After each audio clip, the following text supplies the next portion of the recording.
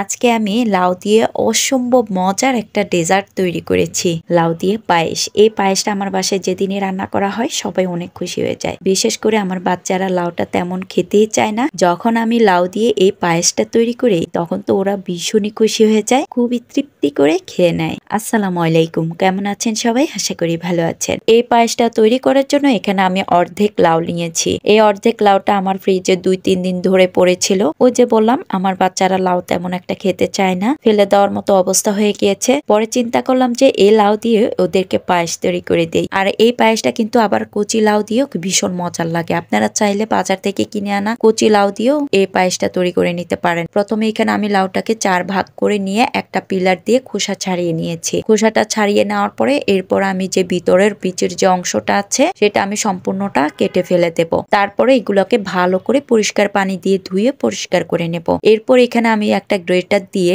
এই লাউগুলো কুচি করে নেব। এখানে যে চিকন গ্রেটার আছে সেটা দিয়ে আমি কুচি করে নেব। আপনারা চাইলে এই কাজটা একটা বটি বা ছুরির সাহায্যেও একদম চিকন করে কেটে নিতে পারেন। আর একটু সাবধানে করে নিতে হবে, তা না হলে হাতে লেগে যেতে পারে। তো এই তো সবগুলো লাউ কুচি করে নেওয়ার পরে এরপর এখানে আমি লাউয়ের গুলোর ভিতরে যে পানিটা আছে সেটা আমি হাত দিয়ে ভালো করে চিপে চিপে ফেলে দেব। এই তো দেখুন লাউগুলো হাত দিয়ে ভালো করে চিপে পানিটা ফেলে দেওয়ার পরে একদমই ঝরঝরে হয়ে গিয়েছে। এরপর আমি চলে যাব এই পায়েসটা রান্না করতে। তো চুলায় আমি একটা কড়াই বসিয়ে দিয়েছি আর এখানে আমি 1 চা চামচ ঘি দিয়ে দিয়েছি। এই ঘিতে আমি কুচি করা লাউগুলো ভেজে নেব। তো চুলার আগুনটা মিডিয়াম আঁচে রেখে আমি এই লাউগুলোকে উল্টে পাল্টে বেশ কিছুক্ষণ ধরে ভেজে নেব।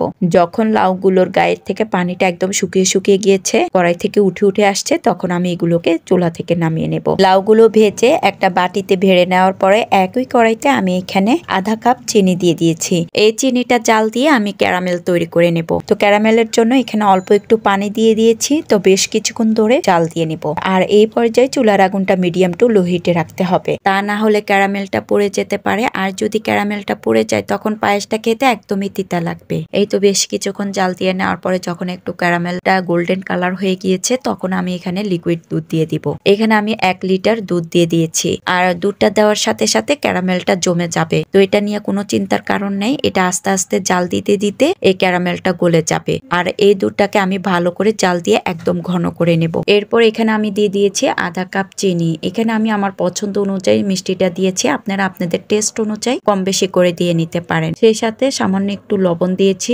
মিষ্টিটাকে ব্যালেন্স করার জন্য। আমি মিষ্টিতে সবসময় একটু লবণ দিয়ে থাকি, আর আপনারা যারা মিষ্টিতে লবণ পছন্দ করেন না তারা স্কিপ করতে পারেন। আর পায়েসটার সুন্দর একটা ফ্লেভার আসার জন্য এখানে আমি দারচিনি আর সাদা এলাচের গুঁড়া দিয়ে দিয়েছি। এবার আমি দুধটাকে বেশ কিছুক্ষণ ধরে জাল দিয়ে ঘন করে নেব। জাল দিয়ে নেওয়ার পরে এরপর এখানে আমি দিয়েছি ভেজে রাখা লাউটা দেওয়ার পরে ভালো করে নেড়ে চেড়ে এরপর দিয়ে দিয়েছি 3 টেবিল চামচ গুঁড়া দুধটা দেওয়ার পরে ভালো করে নেড়ে চেড়ে নিয়েছি। এই পায়েসটাকে আরেকটু ক্রিমি আর ঘন করার জন্য এখানে আমি 1 টেবিল চামচ আতপ চালের গুঁড়া পানি দিয়ে মিক্স করে তারপরে এই পায়েসের মধ্যে দিয়ে দিব। এই চালের মিশ্রণটা দেওয়ার সাথে সাথে আমি একটা স্পেচালার দিয়ে নেড়ে চেড়ে নেব। এরপর বেশ কিছুক্ষণ জাল দিয়ে নেব। জাল দিতে দিতে যখন ঘন হয়ে যাবে, স্পেচালার সাথে লেগে লেগে যাবে, তখন আমি চুলার আগুনটা অফ করে দেব। এই তো দেখুন আমি আপনাদেরকে চামচ দিয়ে উঠিয়ে দেখাচ্ছি কতটা ঘন হয়েছে। মাশাআল্লাহ, কতটা ইয়াম্মি লাগছে। আর এই পায়েসটা দিয়ে সকালের নাস্তায় পরোটা বা রুটির সাথেও ভীষণ ভালো লাগে। এরপর আমি একটা মাটির হাঁড়িতে